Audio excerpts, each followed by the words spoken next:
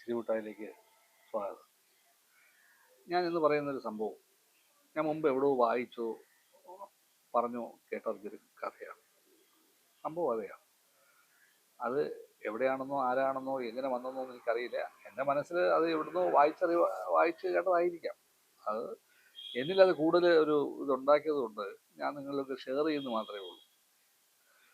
ഒരു ഭാര്യയും ഭർത്താവും വളരെ സ്നേഹത്തിൻ്റെ അങ്ങ് അറ്റമായിരുന്നു അവർ. ഒരിക്കലും പിണങ്ങരുതെന്ന് ആഗ്രഹിച്ച് ജീവിച്ചവരായി. പക്ഷേ ചില സാഹചര്യങ്ങളുടെ പുറത്ത് ചില പ്രശ്നങ്ങൾ അവർക്കിടയിലേക്ക് വന്നു. അവർക്ക് രണ്ടുപേരുടെ ഈഗോ വഷളായി. അവരത് പിരിയാൻ തീരുമാനിച്ചു. ഒരു കുടുംബ ബന്ധങ്ങളൊക്കെ പെട്ടെന്ന് പിരിയാനൊക്കെ വളരെ എളുപ്പമാണ്. പഴയ കാലം പോലെയല്ല. ഇന്ന് നിനക്ക് എന്നെ വേണ്ടെങ്കിൽ എനിക്ക് നിന്നെയും വേണ്ട. രണ്ടുപേരും അപ്പോഴേ ബൈ പറഞ്ഞ് രണ്ടിടത്തേക്ക് പോവുക. ഇന്നത്തെ ഈ സംസ്കാരം ആ ലെവലായി കഴിഞ്ഞു. ആർക്കും ആരെയും ഡിപ്പെൻഡ് ചെയ്യണ്ട. പ്രത്യേകിച്ച് സ്വന്തമായിട്ട് വരുമാനം കൂടെ ഉണ്ടെങ്കിൽ പിന്നെ ആർക്കാ പേരിനെന്തിനാ ഒരു ഭാര്യ, പേരിനെന്തിനാ ഒരു ഭർത്താവ്? ഇതൊക്കെ തന്നെ ഓരോരുത്തരുടെയും കാഴ്ചപ്പാട്. വിദ്യാഭ്യാസം കൂടുതലുള്ള ആളുകളുടെ ഇടയിലാണ് ഇത് കൂടുതൽ. ഈ ഇപ്പോഴത്തെ ഇവർക്ക് വിവാഹമെന്ന് വേർപെടുത്താനും വലിയ കാരണങ്ങളൊന്നും വേണ്ട. ഇന്ന് കുടുംബ കോടതിയിൽ ചെന്നാൽ 100 കൂട്ടം കേസുകളാണ്. എന്തിനാണെന്ന് വെച്ചാൽ അത് അവർക്ക് പറഞ്ഞുകൂടാ. കൊച്ചു കൊച്ചു ഈഗോയുടെ പ്രശ്നങ്ങളാണ്. ഇത് അതുപോലെ ഒരു ഈഗോയുടെ പ്രശ്നത്തിൽ ആ ഭാര്യയും ഭർത്താവും പിണങ്ങി. അയാൾ മതിയാക്കി അയാൾ പറഞ്ഞു, ഞാൻ നമ്മളെ നിർത്തുകയാണ്, ഞാൻ പോവാണ്, മതി, നീ എൻ്റെ പാട്, ഞാൻ എൻ്റെ പാട്, നമ്മളൊന്നും ശരിയാകത്തില്ല എന്നും പറഞ്ഞിവരെ രണ്ടു വഴിക്ക് പിരിഞ്ഞു. ഏകദേശം ഒരു വർഷത്തോളമായി. രണ്ടു കൂട്ടർക്കും പിരിമുറുക്കം വളരെ ശക്തമായി. അന്ന് വേണ്ടായിരുന്നു എന്ന് രണ്ടു കൂട്ടർക്കും തോന്നി തുടങ്ങി.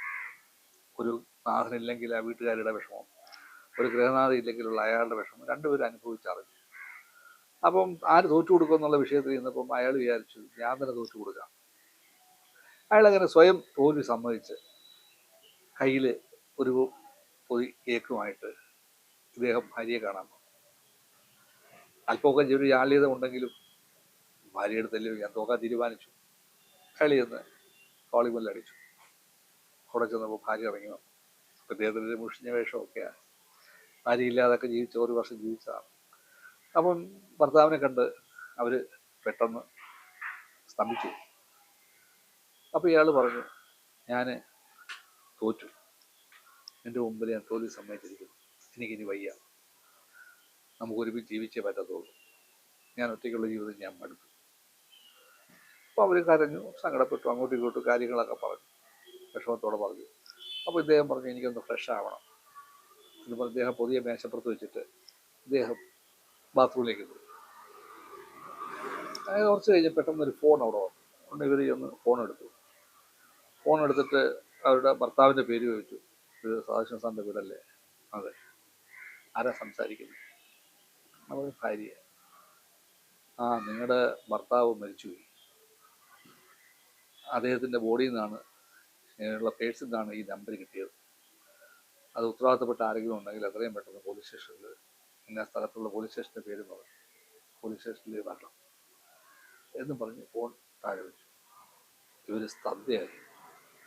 പെട്ടെന്ന് നോക്കിയപ്പോൾ മേശപ്പുറത്ത് ആ പൊതി ഇരിപ്പുണ്ട്. ബാത്റൂമിൽ ശബ്ദം കേൾക്കുന്നു. അപ്പോൾ പിന്നെ എന്താ സംഭവിച്ചത്, അതാരാ, എന്താ, ഇവർക്ക് ഒരു പിടിയും കിട്ടുന്നില്ല. ഇവരങ്ങ് ഷോക്ക് അടിച്ചണക്കായി.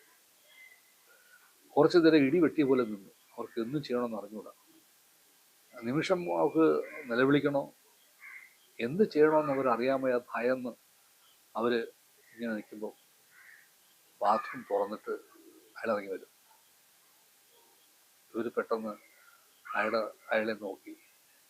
അപ്പോൾ അയാൾ പറഞ്ഞു, ആ, നിൻ്റെ അടുത്ത് ഞാനൊരു കാര്യം പറയാൻ മറന്നുപോയി, എൻ്റെ പേഴ്സ് ഇന്നലെ ആരോ പോകരുത്, ആ കാശും പോയി, ഞാനതിനോട് പറഞ്ഞില്ല. അപ്പം നിങ്ങൾ ആലോചിക്കുക, ഇതെങ്ങനെ സംഭവിച്ചു? ഏതോ ഒരു പോക്കറ്റടിക്കാരൻ ഇയാളുടെ പോക്കറ്റടിച്ചു. ആ പേഴ്സിൽ അവൻ്റെ പോക്കറ്റിലുണ്ടായിരുന്നു. അവൻ ആക്സിഡൻറ്റിൽ മരിച്ചു. അവൻ്റെ പോക്കറ്റിലുള്ള ഈ പേഴ്സ് തുറന്നു നോക്കിയപ്പോൾ ഇദ്ദേഹത്തിൻ്റെ നമ്പർ കണ്ടു. അങ്ങനെ വിളിച്ചതാണ്. അപ്പോൾ എന്തായാലും ഒരു പക്ഷേ ഇവർ മരിച്ചു കിട്ടിയ ഒരു ഭർത്താവ് നിലയ്ക്ക് അവരുടെ കുടുംബം ഒന്നുകൂടെ ഊഷ്മളമാകുമെന്ന് നമുക്ക് വിശ്വസിക്കാം. ഇത് കഥ ഇഷ്ടപ്പെട്ടെങ്കിൽ നിങ്ങൾ സബ്സ്ക്രൈബ് ചെയ്യുക. നന്ദി, നമസ്കാരം.